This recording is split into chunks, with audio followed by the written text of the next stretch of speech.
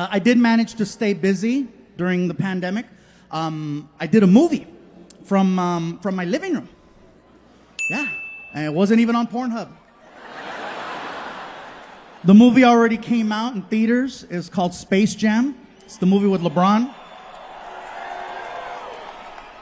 Los Angeles, you are looking at the new voice of Speedy Gonzalez. Thank you.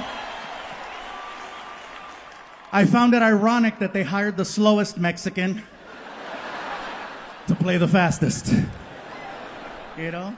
And 2 weeks after I get this part, I come to find out that they're trying to cancel Speedy Gonzalez. I'm sure some of you heard that they came after two cartoons. They came after Pepe Le Pew and Speedy. Now, Pepe, I understand. He's a little touchy. You know, but he disguises it with the mon chéri, mon chéri,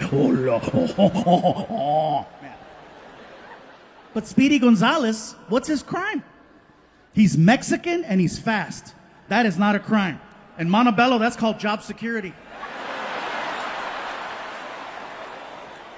So I said, I cannot let them hurt Speedy. You know, I can't let them cancel him. So I came to his defense. Plus, it was my only job. I went to the only place I felt I could go to protect him. I went on Twitter. And Twitter's a scary place. It is. You only go there to fight, to get into it, to prove a point. And so a friend of mine said, if you want to get some attention, use a hashtag. And so I did. And I wrote a tweet that said, hey, hashtag cancel culture. My name is Gabriel Iglesias, and I'm the new voice of Speedy Gonzalez. You cannot cancel or catch me. And I posted it. I had no idea that when you go on Twitter looking for problems, you will find them. Oh yeah, every major news outlet picked up my tweet and used it in a story about cancel culture. ABC, NBC, CBS, CNN. If I would have known that, I would have used spell check. Because my family called. Eres pendejo, qué chingados, ¿qué te pasa? Lo escribe bien. Oh my God. Even Fox News did a story with my tweet. Fox News? You know how I know? My bus driver Dave called me.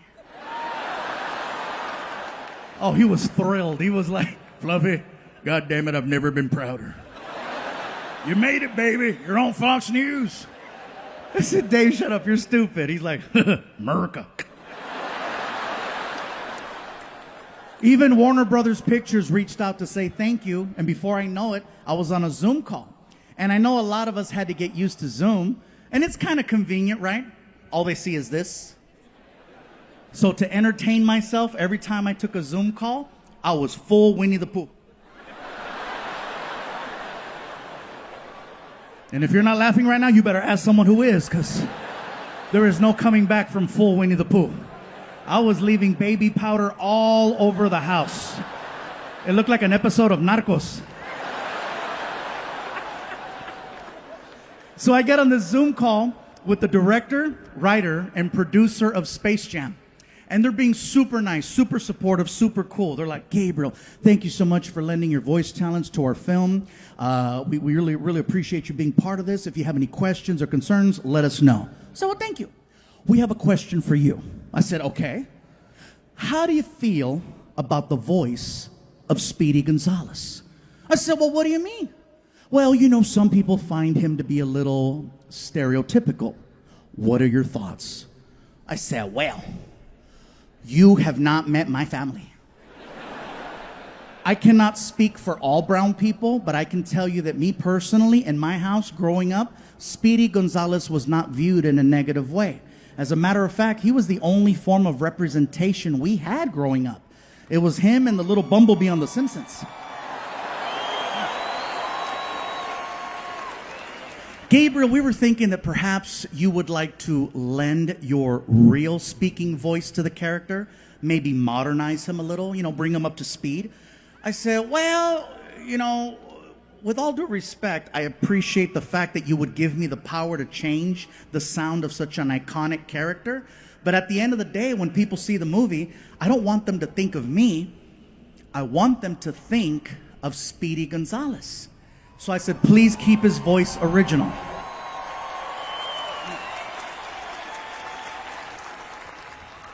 And then he asked the question, well, do you think you can do the voice? How did I get the part? Now remember, I never auditioned for Speedy Gonzalez. They just called me, and I assumed that they knew that I did voices for a living and that I could pull this off. So I says, what made you choose me if you didn't know whether or not I could do the... Oh. You needed a big brown shield in case shit happened, huh? And then all three people on the phone call were like... I said, well, don't worry, because with me, you get a twofer. You get an actual Mexican, and you get someone that can nail the voice. So, oh yeah. That's right. So before I know it, this sound person, the guy who does recordings over at Warner Brothers, gets on the call. The only thing I know about this guy is that he's loud. Okay, he gets on the call, he's like, Gabriel Iglesias, how are you? Wow, wow. How's it going? My name is Steven. I'm the sound coordinator here at Warner Brothers Pictures. So listen, buddy, here's what's going to happen. Basically, what I'm going to do is I'm going to hit record. And as soon as I hit record, I just need for you to start talking like Speedy Gonzalez. We're going to get the flow, the tempo, the timing. And as soon as we got it dialed in, we're going to make a movie. Sound good? Sounds good. All right, this is Gabriel Iglesias for Space Jam, A New Legacy. Speedy Gonzalez, take one. Gabriel, mic check. 1, 2, 3. 1, 2, 3. Sounds good. All right, here we go. And go. All right, here we go. Hola amigos, I am Speedy González de Pases Mouse en all México. ¡Arriba! ¡Epa, pándale!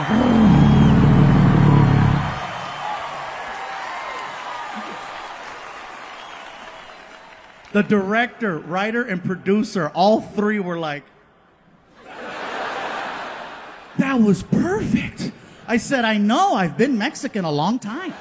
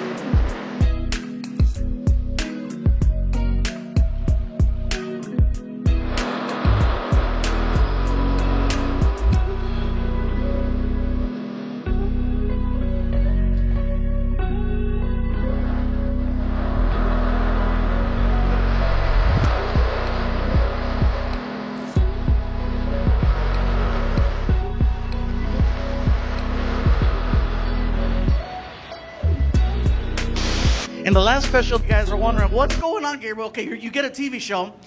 Why would you want to do it in Phoenix, Arizona? You know, especially with everything that's going on. Why would you take a chance? Let me tell you why, okay? We've been touring with Comedy Central all over the country. 50 states, you guys, in a tour bus. Every city, every state has been amazing. Everything was going so smooth until we passed through Phoenix. I gotta tell you what happened, okay? We're on our way to California, and in between the two, you know, there's a checkpoint where they're looking for illegals, narcotics, weapons, or all three if you're convenient. And we're rolling through.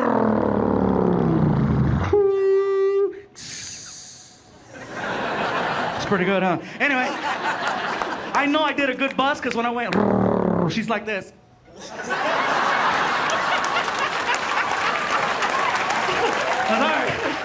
She's like, he's really good. It's really good. I saw the bus. I saw it. Anyways, it's early in the morning and we're rolling through and we get pulled over and the immigration officer walks over to the window and he, and our driver, he's like, what's going on here? And our driver, right? It's a cool dude named Dave. He's been driving tour buses for like 30 years. He's old and white. And he doesn't care. Like his favorite line is, I don't give a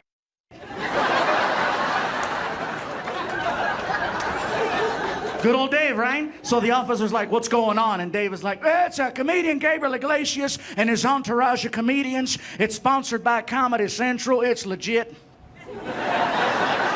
And as they're talking, we hear this outside. Hold on. Our dog has just informed us that there is something inside this tour bus that is not supposed to be here. And our driver looks at the immigration officer and he says, is that what he said? Goddamn Scooby-Doo.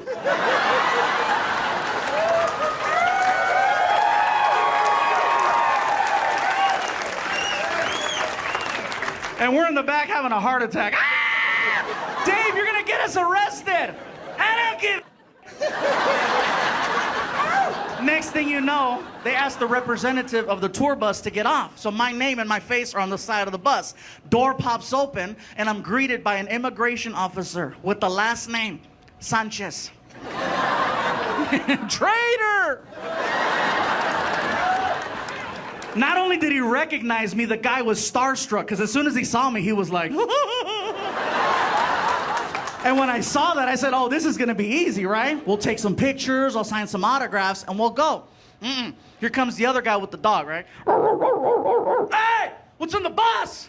And I look at Sanchez and he's still, I didn't think nothing of it. He's like, what's on the bus? I'm like, just more Mexicans. I didn't know, right? I knew I messed up because I look at Sanchez and he's like, next thing you hear, freaking, everybody off the bus. Freaking Martin, my friend Alfred, my friend Noe, freaking 1 little, 2 little, 3 little Mexicans, 4 little, 5 little, 6. Everybody off the bus, and then they put us up against the side of the bus so they could frisk us for narcotics and weapons. You guys in the back, show the picture.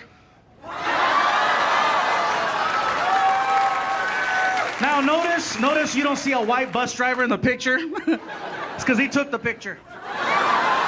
Apparently, even after talking smack to immigration, he was still considered an innocent bystander.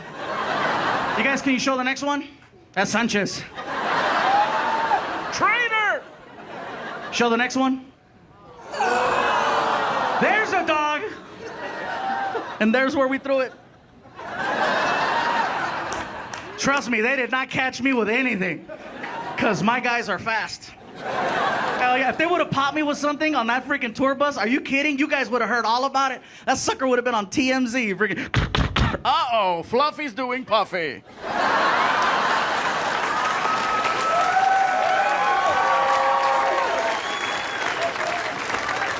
I'm gonna tell you guys the saddest part of that whole situation was being on the side of the road, being harassed by immigration, okay? Meanwhile, there are cars driving past the same checkpoint, and I'm getting recognized. And not only am I fairly recognizable from almost any angle, I'm touching a bus that has my name and my face to confirm. That's who we thought it was. So I'm against the bus, and this guy's got his hand on my butt, and meanwhile, from behind, I hear this.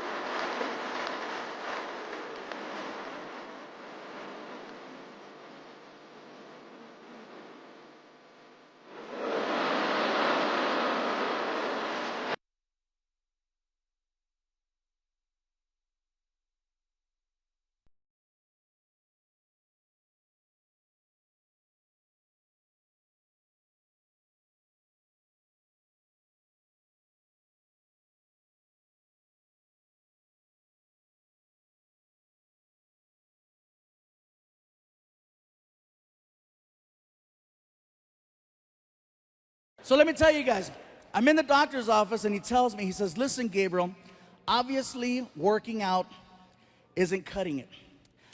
I have a friend who specializes in gastric bypass, and I think it would benefit you greatly to at least listen to what the guy has to say. It couldn't hurt. So he hands me a card. The card says BH Surgical Center. I make an appointment. I show up to this place. I get to the door. The door doesn't say BH Surgical Center. It actually says Center for the Morbidly Obese. Yeah, that shit's not cute. So I figure I'm there, I might as well check it out. So I walk in, I go over to the receptionist, and I ask, right spot? And she was cool. She was like, Yes, sir, you're in the right location. can I ask you something? Absolutely. Why does it say Center for the Morbidly Obese on the door? The doctors prefer it that way, Why don't you have that on the card? because then you won't come in. First time? Yeah, first time. So she hands me a clipboard, and she goes, Please take this clipboard and have a seat. They'll call you in a few minutes. so I turn around and I sit down on this couch and I start filling out the paperwork. And it wasn't like insurance forms and stuff like that. It was actually more of like a questionnaire. They ask you a bunch of questions and you have to answer from 1 to 10 how unhealthy you think you are. And it's not going good. It's not. I'm like, oh, freaking 8, 8, 9, 9, 9, 9, 10, 9, 9, 10, 9, 10, 10, 10, 10, 10, 10, 10. And as I'm filling out the paperwork outside the door, I hear.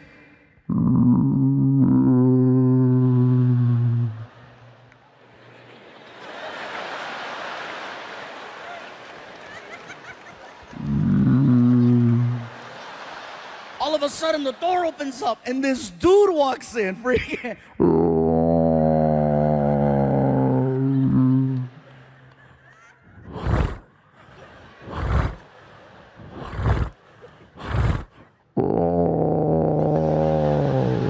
I was like, oh my God, you're morbid. Immediately, my score got better. I'm like, shoot, I'm a 4, 4, 3, 3, 3, 2, 2, 2, 1, 1, 1, 1, 1, 1, 1, 1, 1. I'm healthy by default. He makes his way over to the receptionist, and she's like, Are you here for the 8:30? Is this your first time here?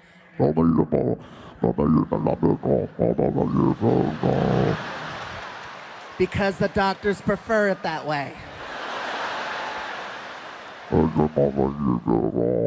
Because then you won't come in. Oh, God.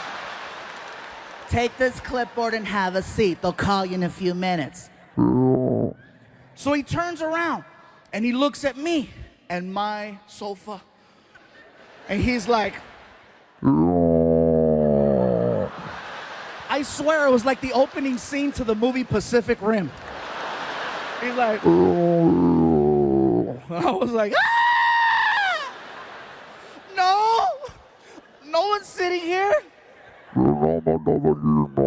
Yeah, it's all you, bro.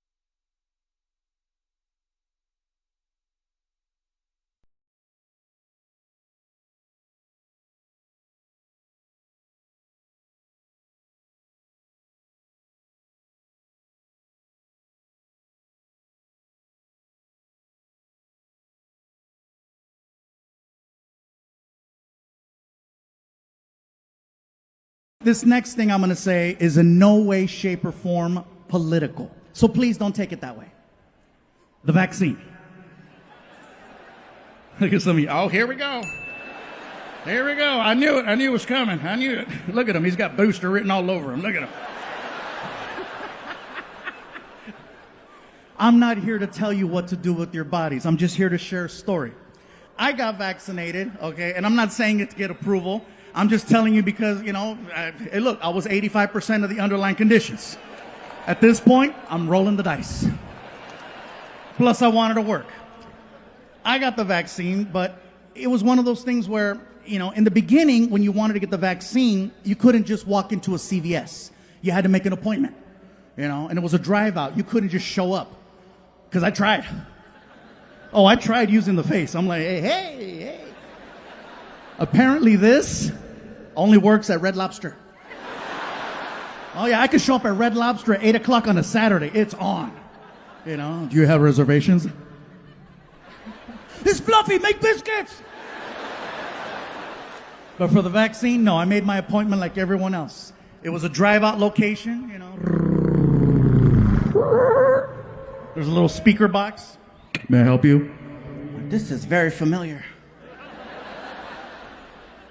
Yeah, let me have a large vaccine. Pfizer, Moderna. I got a coupon, whatever's free. Pull up to the window. And then I pull up to the next window. And then a guy who's all covered up. He's got the whole, Then you give them your arm, and then they harpoon you, and they make you park your car for 10 to 15 minutes in case you have an allergic reaction. So I'm sitting in the car, and I got the radio going and the AC going, and I glance over, and I notice that there's people there protesting. And that's fine. Protesting is a right, and I'm all for it, okay? My problem is when protesters leave the sidewalk and get right in your face. So here's what happened. I glance over, I see the protesters, and I locked eyes with one of them.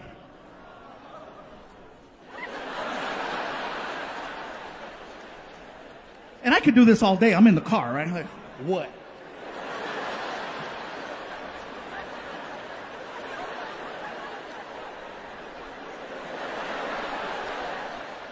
The lady who I'm looking at all of a sudden starts walking towards me. And I'm like, shit. She gets to my car and she starts going off on me. And I have never had a complete stranger go off on me for no reason at all. She gets to the car and she's like, "You are so stupid. You are so stupid. How could you get the vaccine? How could you get the vaccine? You have no idea what you just put inside your body, dumbass." I didn't know what to say. I was like, "Bitch, I eat chorizo."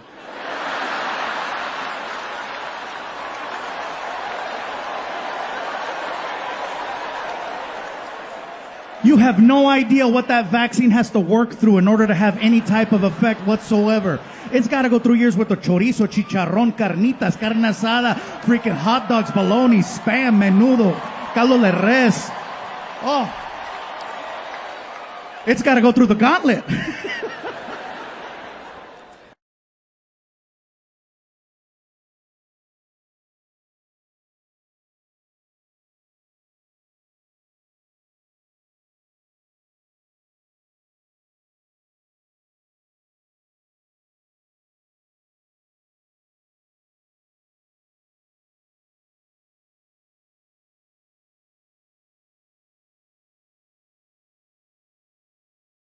Anyway, it's 2007, and for some reason, I'm home on Halloween. Now, here's the thing. As a comedian, I have signed up to perform 365 days a year. There is no sacred day for me. I work on Christmas Day. I work on New Year's Eve, Valentine's Day, St. Patrick's Day, birthdays, holidays, special occasions, no matter what. My mom told me, si hay trabajo, hay que trabajar. You got to work, especially if you got a good job. You don't want no one to take it, so if you're going to go for it, give it everything. So the fact that I'm not working on Halloween is super rare. And so my son's mom is like, she's like, I think this is so cool that you're home today. You know, since this is Frankie's first year where it's just the three of us, how about this? How about tonight, you take him trick-or-treating and I'll stay home and give out candy. This way it'll give the two of you an opportunity to get to know each other, have some conversations, have some laughs. What do you think? I said, baby, you know what? That's a great idea. I love it. I love it. Okay, I'm on it. Frankie, come on. We're going trick-or-treating. What about my mom? She's going to stay home. Yay. So we get in the car. And I take Frankie to that neighborhood. You know what I'm saying? That neighborhood that gives out the Costco candies? Yeah. So we park the car and we start going up the street. And I'm not wearing a costume. I'm there for him. So he's dressed up for your Halloween. I'm just me. So some of the doors we knocked on, the people freaked out. One guy was like, the Fluffy. I'm like, oh my God, I've never been referred to as the Fluffy. I didn't know what to say. It is I.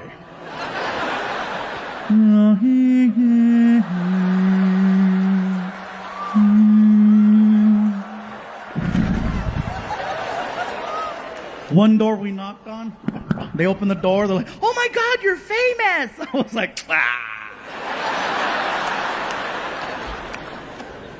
We go all the way up, we cross the street, we come all the way back. By the time we get to the car, the bucket is overflowing with candy. Okay? So we get back to the house, and it hasn't even been an hour. We walk in, and Frankie's mom is pissed. She's like, the hell is this? I go, what? I thought I told you to take him trick-or-treating. I go, I did. Look, show the score. The whole point of you taking him trick-or-treating wasn't to get candy.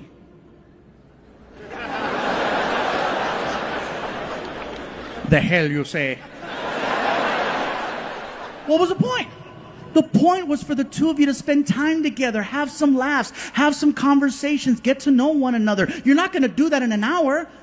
Can you please, for me, take him out one more time for at least an hour?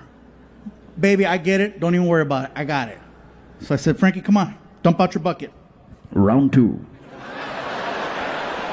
So we go outside, we get in the car. I don't want to go door to door again. So I said, I got an idea. I take Frankie to Walmart. We get to Walmart, and Frankie goes, what are we doing here?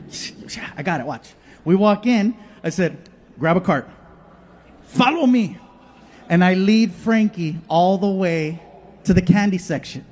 Well, as soon as we get to the candy section, I stop the cart. And I got in Frankie's face, and I said, Frankie, you have exactly 30 seconds to grab as much candy as you can. Ready? Go! And he froze.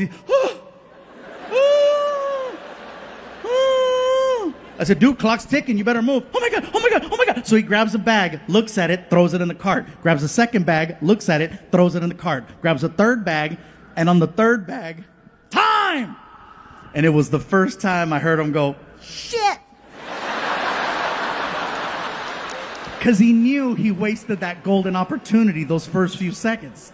So we get to the car, I rip open the 3 bags, I dump them out in his bucket, and I tell him, look, Frankie, when we get home, you cannot tell your mom that we went to Walmart. Why not? Because she's going to say that we cheated trick-or-treating. But it's better. I know it's better. So we get home, and of course now it's a different tone. She's like, there you are. Did you guys have a good time? We had a great time, baby. We had a good time, huh, Frankie? That's good. Frankie, give me your candy. Why, Mom? Because I need to go through your candy to make sure it's safe for you to eat. Why wouldn't it be safe? It all came from... Cállate, pendejo. Cállate. Cállate, cabrón. Cállate. He almost took down the empire, you know what I'm saying? So he hands over the bucket, and she grabs it and immediately dumps it out on the table right in front of us. She notices, you know. There's a lot of the same candy right here. A lot of the same candy. Can you explain why there's so much of the same candy in Frankie's bucket? I don't know what to tell you, baby. There's a lot of basic bitches in this neighborhood. You know, just kind of, I don't know. We can't go back to that other neighborhood because they got cameras and they're going to know us. And we don't want to be that person. Nobody wants to be that. So fast forward 1 year. It is now October 31st of 2008. And for some reason, I'm not booked on Halloween again. And so my girl's like, she swears up and down, oh, it's a sign. It's a sign. I'm like, it's a sign my agent is slacking. Shout out, Matt. I know you're here. Sorry about that joke. You're doing a great job. Thank you for this one. I know, but that year you dropped the ball. So, but anyway. And so Frankie's mom is like, I think that, you know what? Maybe, just maybe we can make this like a tradition. You know, this could be your guys' thing. The two of you go out trick-or-treating, and then I'll stay home and give out candy. This could be your thing. I go, you know what, baby? Sounds good to me. Frankie, come on, we're going trick-or-treating. What about my mom? She's going to stay home again. Yay. So we get outside, we get in the car. I lean over and I look at Frankie and I said, Frankie, are you thinking what I'm thinking? Walmart.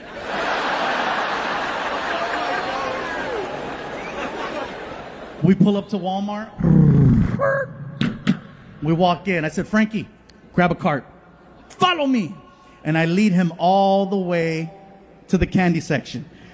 As soon as we get to the candy section, I stop the cart and I get in his face. I said, Frankie, you have exactly 30 seconds to grab as much candy as you can. Ready? Go! Apparently, this was training all year for this.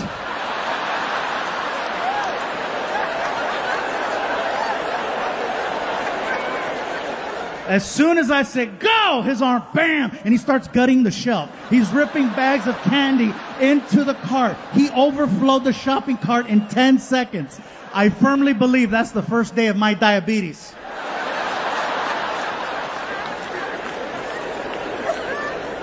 And that's a story that I've been sharing, you know, at parties and just close friends. And I just recently started telling it on stage. And he overheard me one time saying the story. And he's like, really? Still? I'm like, it's a good story. You're the hero.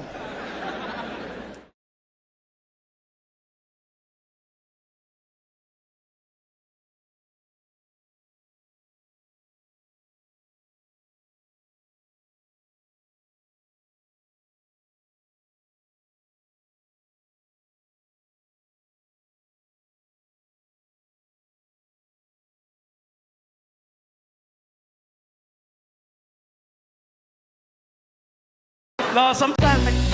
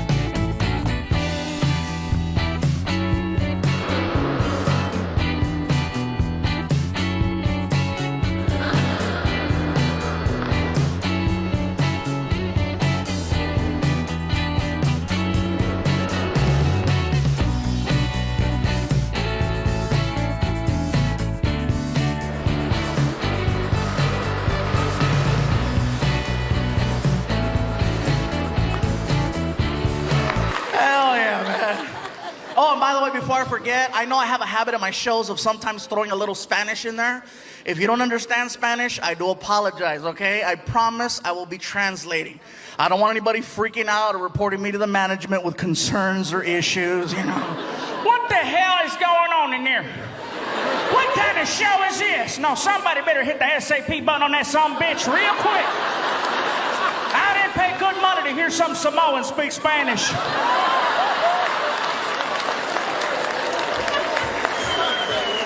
I'm not Samoan, I'm fluffy. I didn't know why. The guy thought I was Samoan, you know?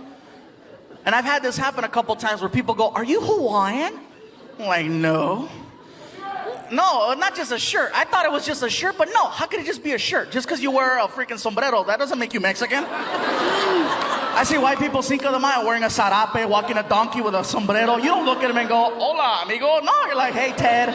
Hi." You know, and he's walking around, "Hola, come on. Come on, stupid donkey. Donkey, come on." I don't get it, man. I'm just trying to do my thing. But it's funny, though. I didn't know why the guy thought I was Hawaiian until I actually went to Hawaii. I found out that Hawaiian people actually look like swollen Mexicans. They do. I got off the plane. I looked around. I was like, "Oh, my God, my family." Even they were like, "Aloha, brother. Lo que le, malo, malo." Orale.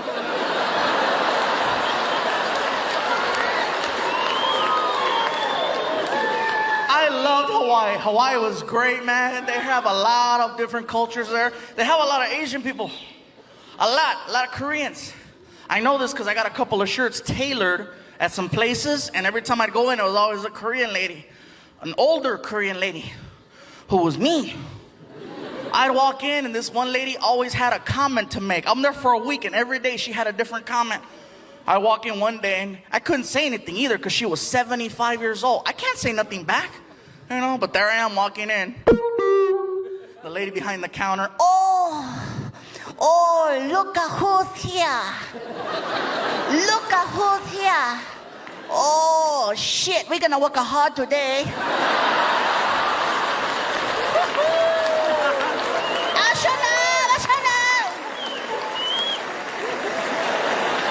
whatever. Make fun of me. But I can handle it though, you know. I can handle it. People say, well, you know, Gabriel, you go up there and you make fun of yourself. No, I don't. I come up here and I tell you the things that I heard people say. There's a difference, you know. Sometimes I set myself up for jokes and I don't realize it. 3 years ago, I bought a Beetle, not even thinking. That's not the joke, shut up. See, I can't even tell you guys this story already. I wasn't thinking. I bought the car because it was affordable, economical, brand new freaking Beetle for like 17 grand. I was like, ah! First new car. I go to show it off at my friend Martin's house. I thought it was nice. I pull up, you know. Martin! He lives in the hood. I don't get out the car. Across the street, there are these gang members. The kind of gang members, they don't really get into, you know, like shooting people and stuff like that. They just hang out on the porch and talk a lot of smack. And so I'm there in a Beetle, and across the street, I hear this, right? I'm like, Martin! And over here, I hear, Orale! Hey, what's up, guys? How's it going? How'd you get in there, is it?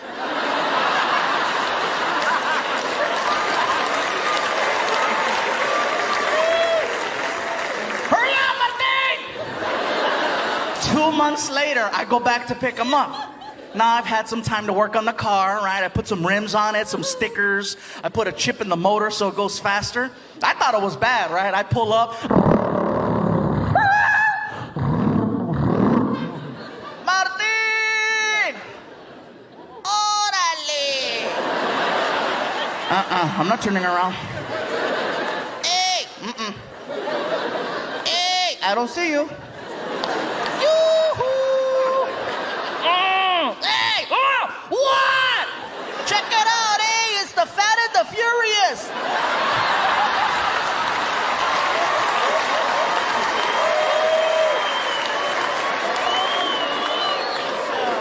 I didn't even wait, man. Got rid of that car, man. I traded it in and got myself a big old SUV. Oh, it was nice for a while. This car freaking sucked on mileage, so man, I got 11 miles to the gallon. Oh, you cannot be badass in a car that kills gas like I kill tacos. You can't. You can't be at the stoplight trying to intimidate other cars. You know, what? Whoa. $20 right there. Hell no, man. But it was kind of cool. It had a GPS navigational system in it, an OnStar, which was really cool. You know, I'm driving and all of a sudden this girl's talking to me. Right turn up ahead. In 3/4 of a mile, left turn. And I'm like, whatever you say, baby.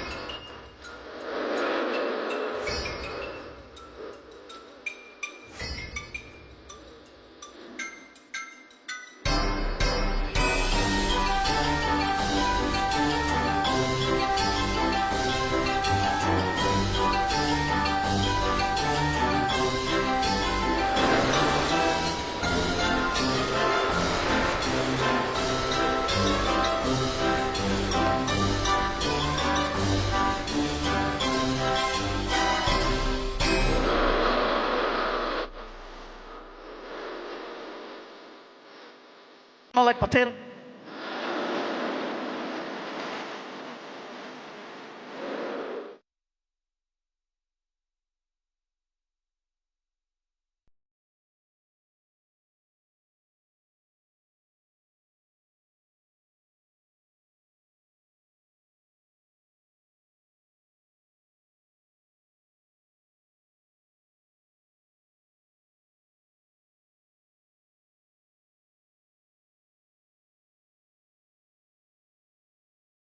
And I know I've been, I made the whole comment about being fluffy and stuff like that. And it's all right. You know why? Because all my friends are big guys, which is so cool. Because when you have nothing but big friends, you never get into arguments. Except one, and that is who is the biggest.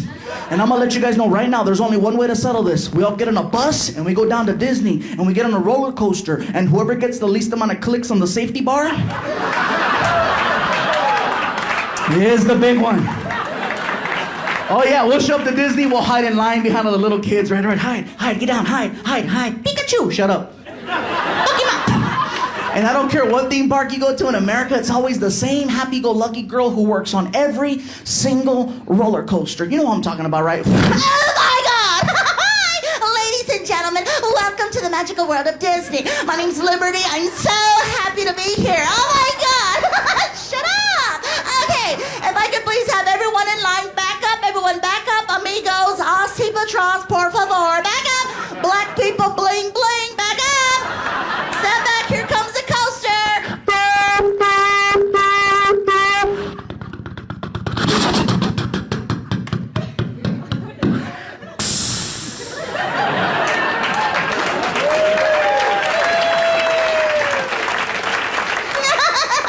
Okay, everyone please exit to the right of the coaster.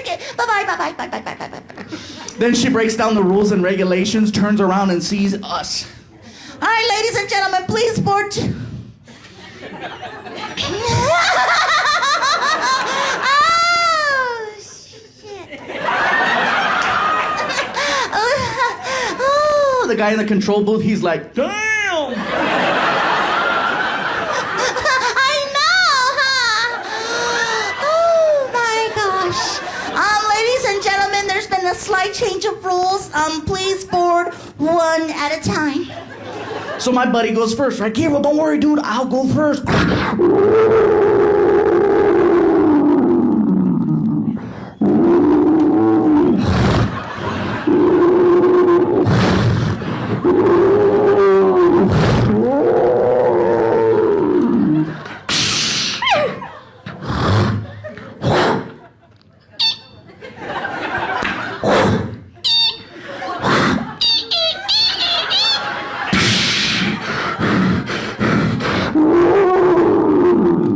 All right, here he goes. 2 clicks. Oh, he thinks he's bad with his 2 clicks. Stand back, kids. Watch this. Go, Pokemon. Shut up. Wow.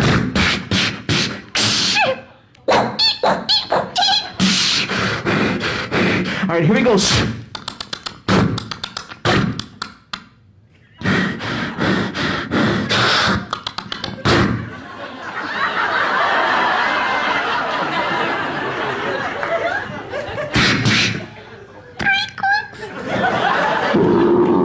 Shut up.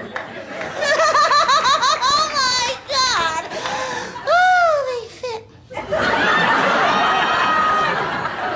Then she goes in the corner and makes the announcement. Hey, ladies and gentlemen, welcome to the magical world of Disney. Please keep all hands and feet inside the coaster. Bye.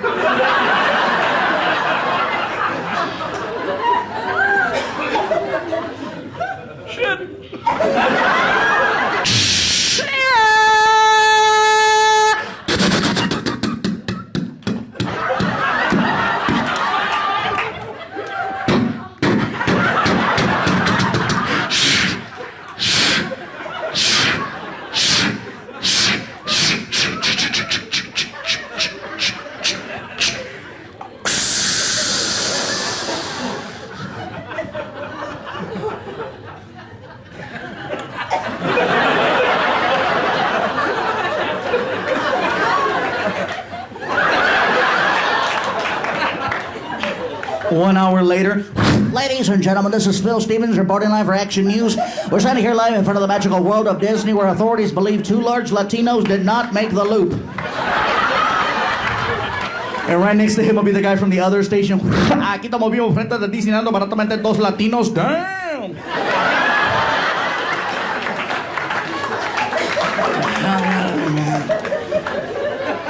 There we go. Everywhere we go.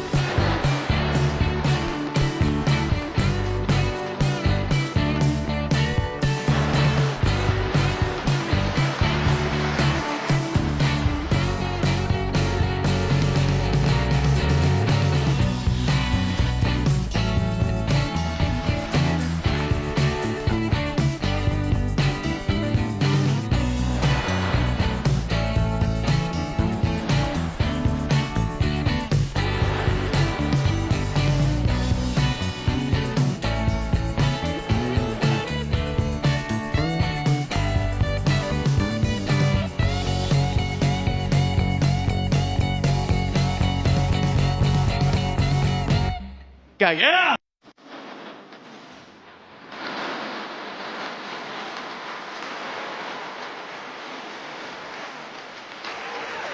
Here's a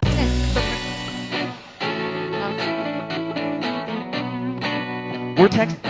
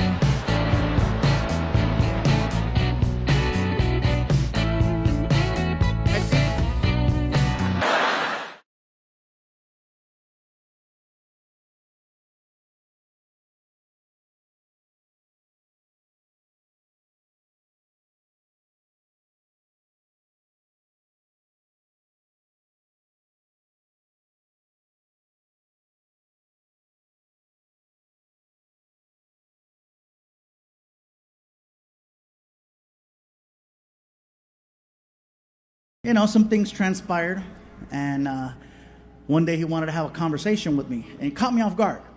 He's like, "Can I talk to you, Dad?" "Yeah, what's up?" "I have something I want to tell you." "Okay, what's up?" "It's important." "Okay." "It's serious."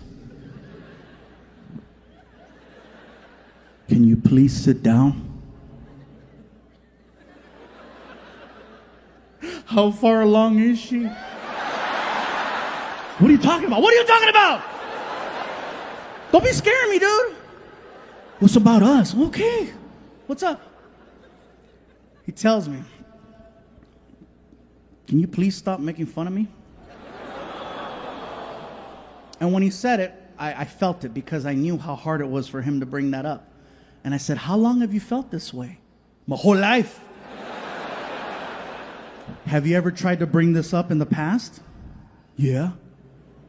"What did I say?" "You told me to put on deodorant."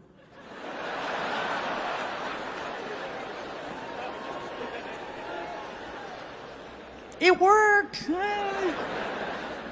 Look, Frankie, I didn't know how to be a dad, okay? It was one of those things where I just knew there were certain things I didn't want to do. I knew that I never wanted to yell at you, and I knew for a fact that I never wanted to hit you. So I did the best thing I could do with what I knew how to do. I made fun of you. That's called shaming. This year, look, if you don't want me to do any more stories or jokes or just make fun, I understand. It's one of those things where I didn't want to make him feel bad, and I don't want to feel bad making him, you know what I mean? So I said, look, I'm going to let the audience know that we spoke, and so that they understand why moving forward in the future there will be no more stories about Frankie. Why is that important? Because if I don't explain why I stopped talking about you, they're going to think you died. I don't want them to think you died either, so gave him a big hug, reminded him how much I love him, because I love him very much, and I hope he knows that.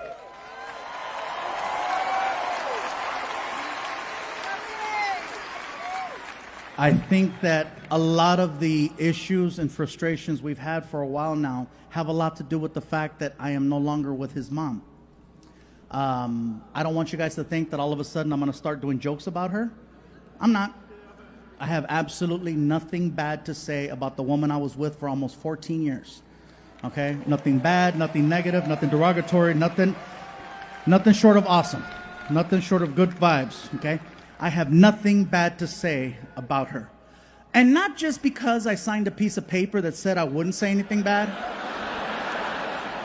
but because at the end of the day, that is still my son's mom, and I need to make sure she continues to support me being his dad.